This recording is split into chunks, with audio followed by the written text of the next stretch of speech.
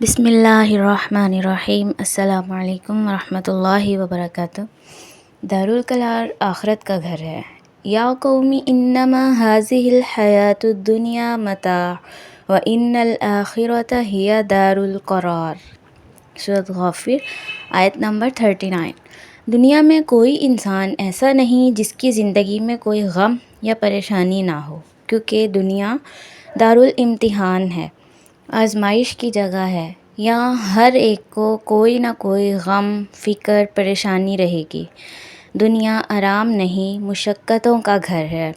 انسان دنیا کی سختیاں اور تکلیفیں برداشت کرتا ہے، اس کے بعد قبر اور قیامت کے دن کی سختیاں ہیں، اور بالآخر اپنی منزل پر پہنچے گا، یعنی جنت، جو دارالمتقین ہے۔ اللہ نے متقین، محسنین کے لیے تیار کی ہے۔ اللہم انا نسألک جنت الفردوس۔ آمین۔ اللہ تعالیٰ فرماتے ہیں سورۃ البلد آیت نمبر 4، لقد خلقنا الانسان فی کبد۔ بلا شبہ یقیناً ہم نے انسان کو مشقت میں پیدا کیا ہے۔ ابن عباس رضی اللہ عنہ فرماتے ہیں، کبد سے مراد انسان کا حمل کی صورت میں ماں کے پیٹ میں رہنا، ماں کے لیے مشقت، یعنی دودھ پینا، دودھ چھڑانا، دانتوں کا اگنا۔ زندگی کے مختلف مراحل، بچپن، ٹین ایج، جوانی کی محنت، مشقت، پڑھائی، شادی، ذمہ داریاں، بچوں کی تکلیفیں، اور بالآخر بڑھاپا، اور پھر بہت سی بیماریوں کا شکار ہو کر دنیا سے رخصت ہو جاتا ہے۔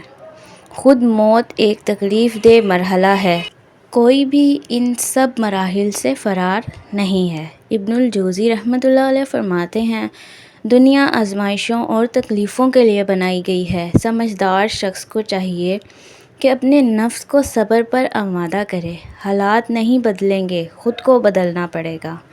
یہ یاد رکھنا ہوگا، دنیا کی زندگی ختم ہونے والی ہے۔ دنیا مومن کے لیے قید خانہ ہے، خوشحالی اور امن کی جگہ جنت ہے۔ اہل ایمان جنت میں پہنچ کر کہیں گے، وَقَالُوا الْحَمْدُ لِلَّهِ الَّذِي أَذْهَبَ عَنَّا الْحَزَنَ إِنَّ رَبَّنَا لَغَفُورٌ شَكُورٌ الَّذِي أَحَلَّنَا دَارَ الْمُقَامَةِ مِنْ فَضْلِهِ لَا يَمَسُّنَا فِيهَا نَصَبٌ وَلَا يَمَسُّنَا فِيهَا لُغُوبٌ۔ سورۃ الفاطر آیت نمبر 34 and 35۔ وہ کہیں گے، سب تعریف اس اللہ کی ہے جس نے ہم سے غم دور کر دیا۔ بے شک ہمارا رب یقیناً بے حد بخشنے والا، نہایت قدردان ہے، جس نے ہمیں اپنے فضل سے ہمیشہ رہنے کے گھر میں اتارا۔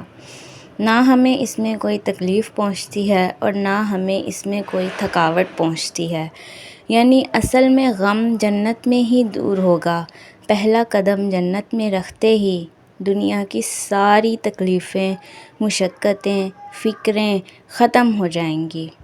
ہمارے کرنے کا کام دنیا کی زندگی کی اصل کو سمجھنا ہے، دین پر ثابت قدمی، اللہ کے فیصلوں، تقدیر پر راضی رہنا، اللہ سے مضبوط تعلق اور صبر سے کام لینا ہے۔ اللہم یا مقلب القلوب ثبت قلوبنا علی دینک۔ آمین ثم آمین۔ جزاک اللہ خیرا کثیرا۔ السلام علیکم ورحمۃ اللہ وبرکاتہ۔